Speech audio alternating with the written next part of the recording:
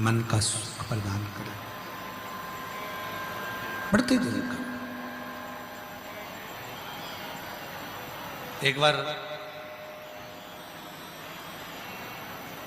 भगवान शिव माता पार्वती को लेकर काशी में पहुंचे थे।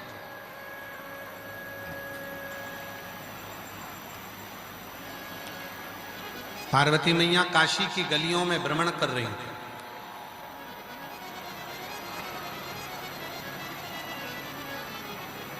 और उसी काशी की गली में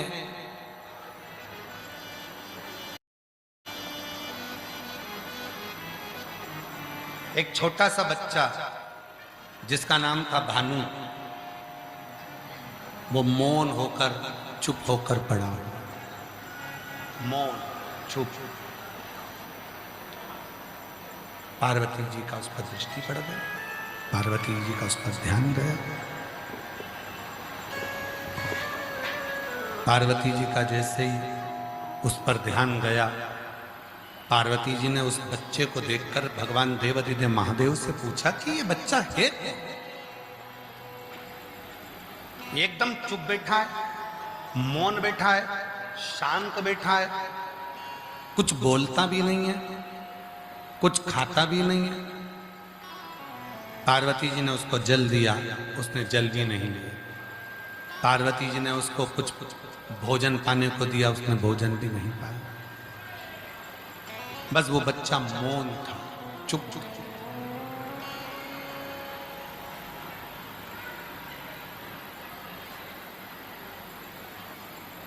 पार्वती जी उसका नाम भी नहीं जानती थी, पर बाबा भोलेनाथ जी ने बताया कि पार्वती ये भानु है, इसकी माता इसके पिता दोनों शांत हो चुके हैं और ये अपने परिवार में रह रहा था, पर परिवार के लोगों ने इसको बड़ा दुख दिया, बहुत दुख। और ये छोटे से बच्चे को इसके परिवार के लोग इसको काशी में छोड़कर चले गए, काशी में छोड़ दिया इसको।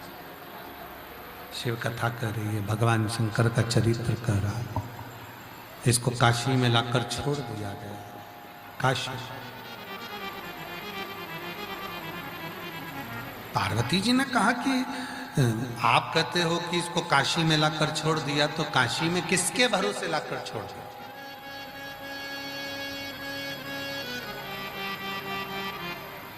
काशी में किसके भरोसे लाकर छोड़ दिया?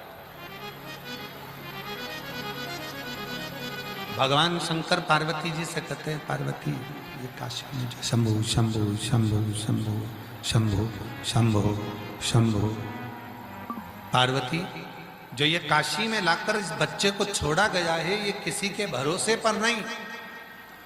पार्वती ये मेरे भरोसे पर लाकर छोड़ा गया, मेरे भरोसे।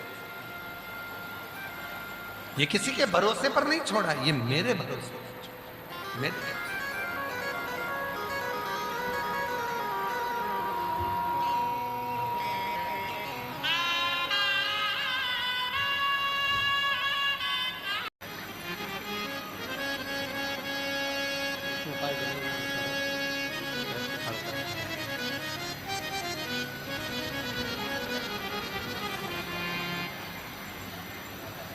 पार्वती ये भानु है। भानु कौन कौन है ये?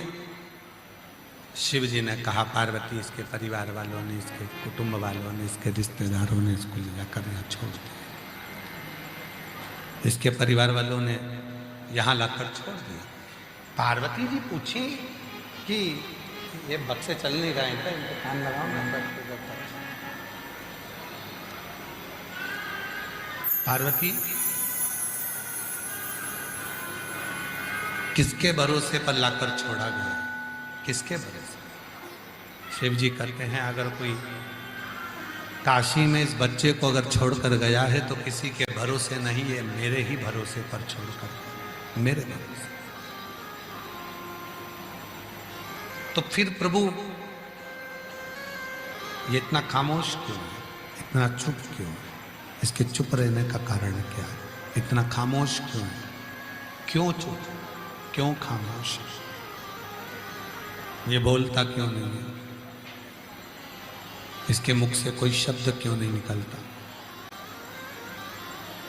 भगवान शंकर ने बड़ी सुंदर बात कही।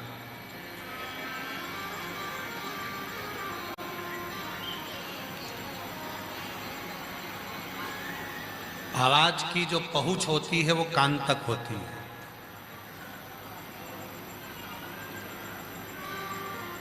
तुम जो बोलते हो कान सुनता है। भगवान शंकर के शब्दों का स्मरण करिएगा जरा ध्यान से।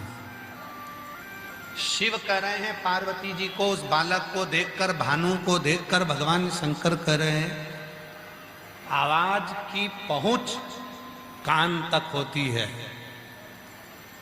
अगर कोई व्यक्ति बोलता है तो उसकी पहुंच कान तक होती है। और शिव कहते हैं अगर कोई खामोश हो जाता है, चुप हो जाता है, मौन हो जाता है, तो उसकी आवाज, उसकी पहुंच आसमान तक होती है। आसमान। ये चुप क्यों हो गया? इतना मौन क्यों है, इतना खामोश? इतना चुप होने का कारण क्या है? इतना खामोश होने का कारण क्या? क्यों चुप है?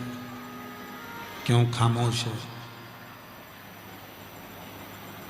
आपको एक बार कहा था, स्मरण में है कि नहीं हमको नहीं मालूम। आप लोग कथा सुनते होगे तो हो सकता है कि आपके स्मरण में होगा। एक बार कहा था कहीं कथा में कि शिव जी के मंदिर में जाकर तुम जल चढ़ाओ ना चढ़ाओ, दूध चढ़ाओ ना चढ़ाओ, बेलपत्र चढ़ाओ ना चढ़ाओ, चावल चढ़ाओ ना चढ़ाओ, पर शिव जी के मंदिर में जाकर 2 क्षण के लिए नंदी के पास मौन होकर बैठ जाए। केवल तुम चुप होकर बैठे और नंदी का जो पांव ऊपर होता है, आगे का एक पांव नंदी का ऊपर होता है, एक पांव नीचे होता है, जो पांव ऊपर है उस नंदी के उस पांव के पास में जाकर थोड़ी देर मौन होकर बैठो, चुप होकर बैठ जाओ,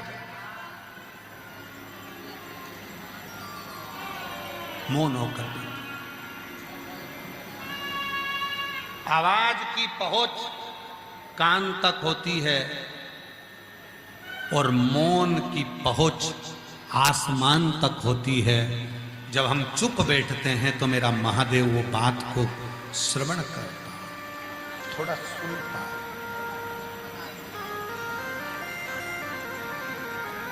धारण करता।